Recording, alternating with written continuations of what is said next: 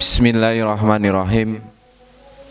Alhamdulillah, puji syukur kehadirat Allah Subhanahu wa taala, sholawat salam semoga tetap terlimpah dan tercurahkan kepada Nabi kita Muhammad sallallahu alaihi wasallam.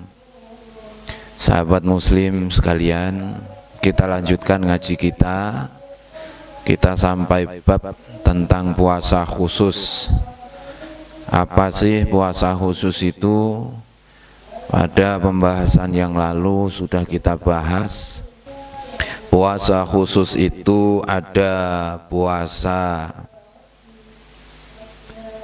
mata, ada puasa lisan. Dan seperti yang telah dijelaskan di pertemuan selanjutnya bahwa puasa khusus itu harus ada 6 unsur. yakni untuk yang pertama puasa mata, yang kedua puasa lisan.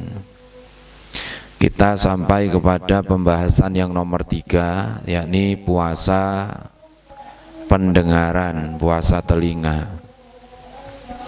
Bismillahirrahmanirrahim. Imam Ghazali menyampaikan bahwasannya puasa khusus yang nomor 3 itu adalah kafus samai anil isgha'i ila kulli makarihin. Bahwasannya puasanya telinga adalah dengan memalingkan dari segala sesuatu yang dimakruhkan Allah, memalingkan pendengarannya, menghindari telinganya untuk mendengarkan apa-apa yang diharamkan oleh Allah Subhanahu wa ta'ala. Bahwasanya Allah menyampaikan sesuatu yang diharamkan oleh Allah, maka Allah pun mengharamkannya untuk mendengarkannya.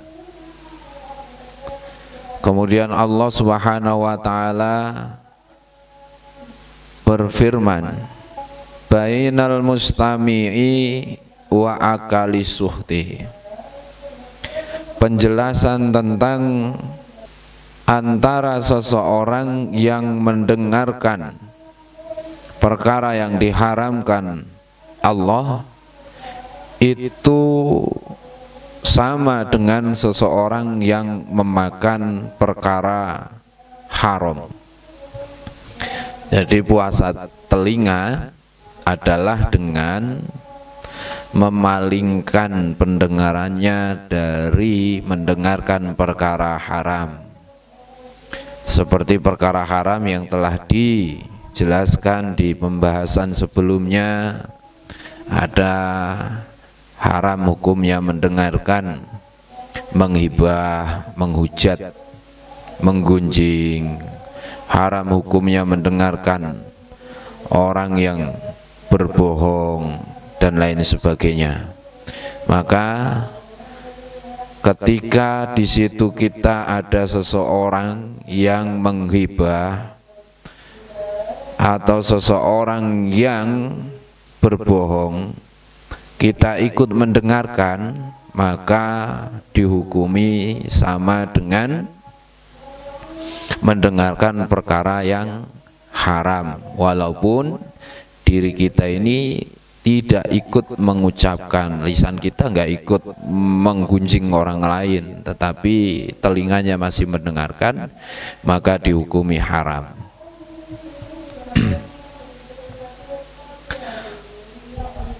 Dan seseorang yang mendengarkan ghibah, mendengarkan namimah, mendengarkan perkara yang haram, ini sama dengan halnya orang yang memakan makanan haram. Jadi ketika mendengarkan ghibah, ada orang menghujat orang lain, menggunjing orang lain, kok kita mendengarkan, maka kita ini dihukumi sama dengan memakan perkara haram.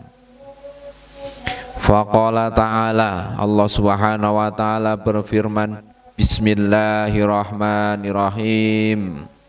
Sama'una lil kadibi, sama'una lil kadibi, akaluna li sukhti. Juga sama orang yang mendengarkan perkara yang batil, perkara bohong, sama dengan memakan perkara haram. Surat Al-Maidah ayat 46. Adapun diam, duduk diam, tidak berbicara apapun di samping orang yang sedang menghibah, itu hukumnya haram. Hal ini dijelaskan oleh Allah Subhanahu wa ta'ala dalam Al-Quran surat An-Nisa ayat 140. Innakum idam misluhum, jika kalian duduk di tengah-tengah orang yang sedang membicarakan orang lain, maka kalian adalah sama daripada mereka. Kemudian dari penjelasan tersebut Rasulullah SAW bersabda, Al-muhtabu wal mustami'u syarikani fil ismi. Seseorang yang membicarakan orang lain, seseorang yang menggunjing orang lain, dan orang yang mendengarkannya adalah dua orang yang sedang bekerja sama, yang sedang berserikat di dalam perbuatan dosa. Jadi penting menjaga telinga kita. Puasanya telinga itu apa sih? Puasanya telinga yakni dengan meninggalkan perkara-perkara yang diharamkan oleh Allah Subhanahu wa ta'ala yang wujudnya lewat pendengaran. Jadi kalau kita sedang berpuasa, kita diharamkan untuk mendengarkan ghibah.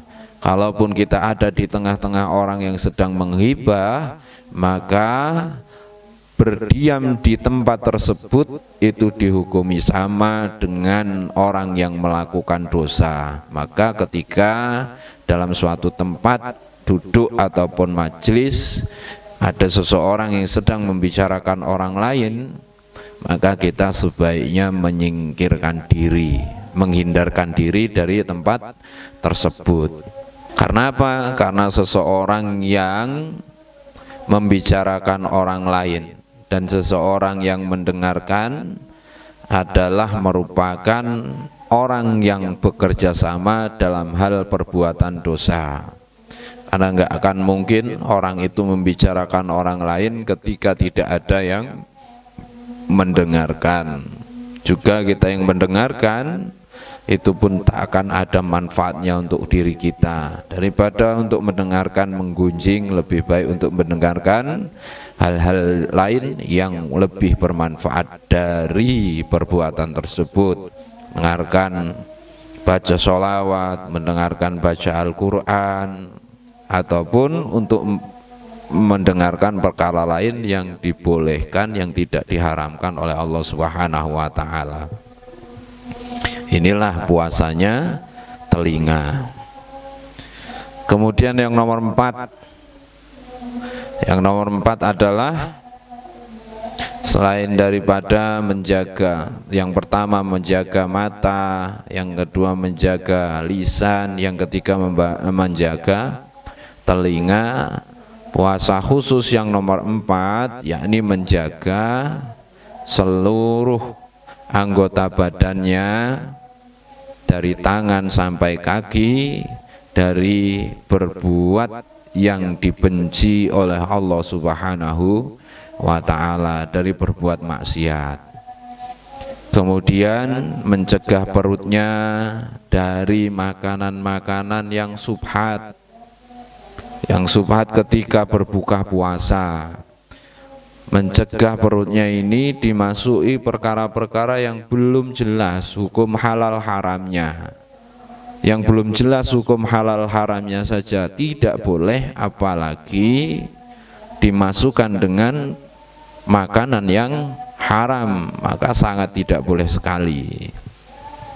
Jika hal demikian dilakukan, puasa-puasa kok makanannya subhat, hukumnya yang dimakan adalah perkara subhat, maka puasanya itu tidak mendapatkan faedah apa-apa, puasanya nggak akan jadi apa-apa.